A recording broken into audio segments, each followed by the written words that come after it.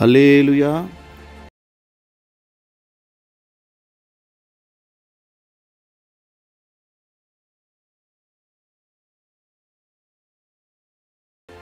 ఇప్పుడు మనము చరిత్రాత్మకమైనటువంటి స్థలానికి వచ్చున్నాము. యేసు ప్రభు జన్మించినప్పుడు 2023 సంవత్సరాల క్రితము హేరోదుకు తెలిసింది యూదుల రాజుగా పుట్టాడు యేసు ప్రభుని.